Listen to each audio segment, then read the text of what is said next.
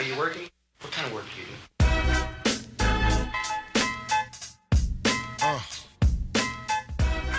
Hey everyone, welcome to Trinity's Anonymous Voice.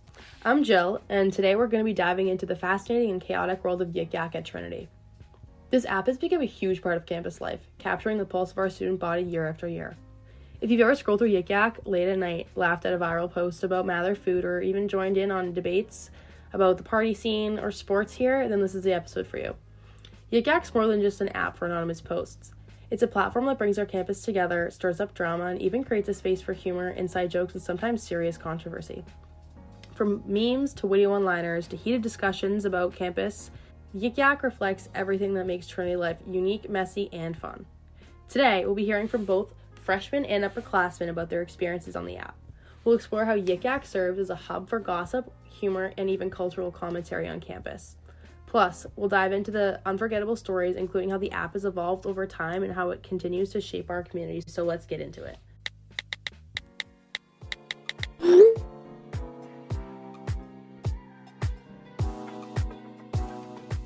Before we get into the stories, let's start with the basics. So what exactly is YikYak? So it's an anonymous social media app that lets users post short messages visible to others within a 5-mile radius. Originally launched in 2013, YikYak became wildly popular on college campuses because it created a hyper-local platform for students to connect, share, and let's be real, stir up some drama. So after shutting down in 2017, it made a comeback in 2021, and it's safe to say it's reclaimed its spot as a campus favorite. At Trinity, YikYak has become a vital tool for freshmen as they navigate a new social scene. For someone just starting out, it's honestly really helpful. It's somewhere where you can get updates about the party scene here, what's going on, and kind of just pick up on the little nuances of campus. It's a place where everyone's voice, no matter how anonymous, can feel heard. YikYak just isn't about humor though. It's really about navigating a shared space in a way. For freshmen, it's like a guidebook, a sounding board, and sometimes a reality check all rolled into one. And that's what makes it such a unique part of the Trinity experience. So now I'm bringing on a guest, a current freshman right now at Trinity. So now we're on with Annika.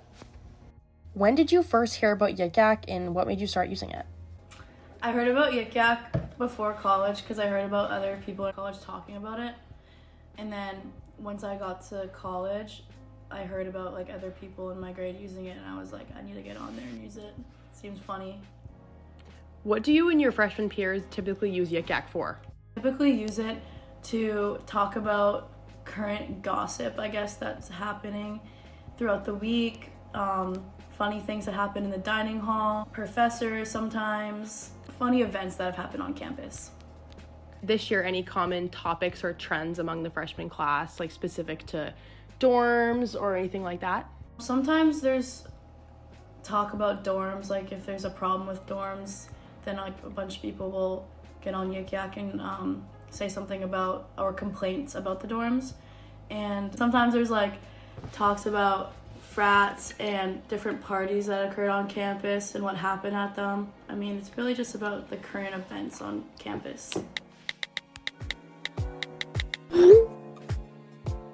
YikYak has been a staple of campus life at Trinity for years, but it really hasn't always looked the way that it does today.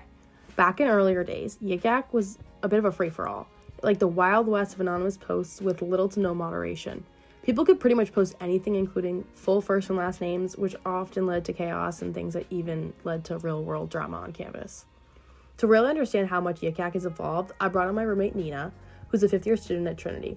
Nina's experience with YikYak spans all the ups and downs of the app's presence on campus, but one story from her sophomore year really stands out. It was what we call the infamous YikYak War. Let me set the scene. Back then, YikYak had fewer content restrictions, and posts naming specific people were common. Nina's friend group found themselves in a heated back and forth with another group on campus.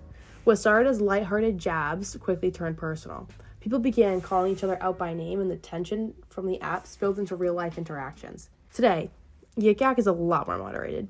Posts that include full names are automatically flagged or removed, and the app tries to curb cyberbullying and harassment. But stories like Nina's remind us of just how chaotic things used to be and how much the platform's changed over time. I'm here with Nina to share all the wild details of that experience. So, Nina, how has YikYak changed since your first year at Trinity?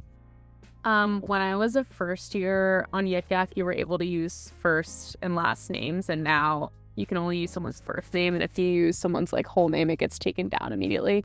So I think that's been the biggest change, probably. So can you go into the story about the YikYak war during your sophomore year? What happened, and then how did it escalate?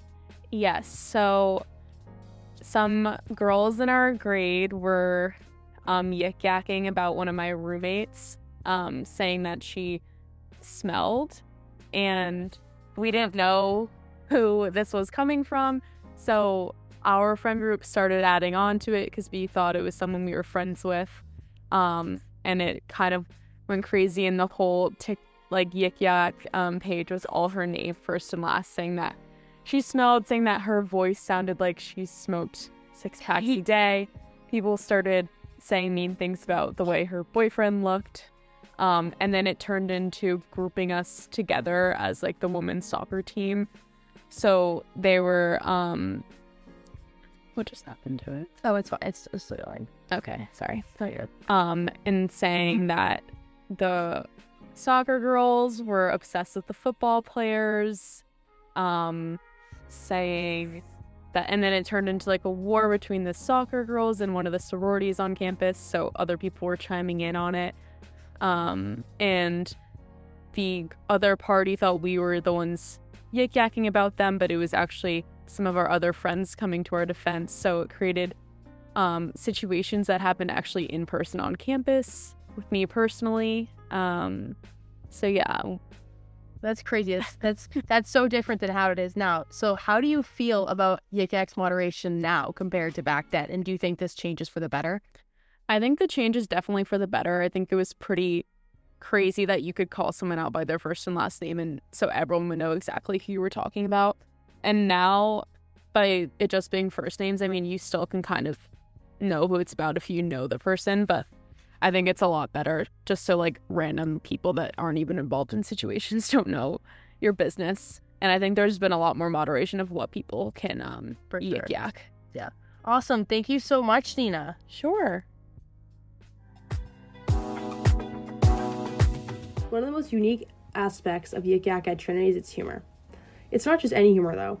It's hyper-specific, loaded with inside jokes and references that really only make sense if you're part of the campus community. The posts range from those witty one-liners about the concrete jungle and freshman dorms to things about the party scene and, of course, the never-ending eternal roasting of Mather food.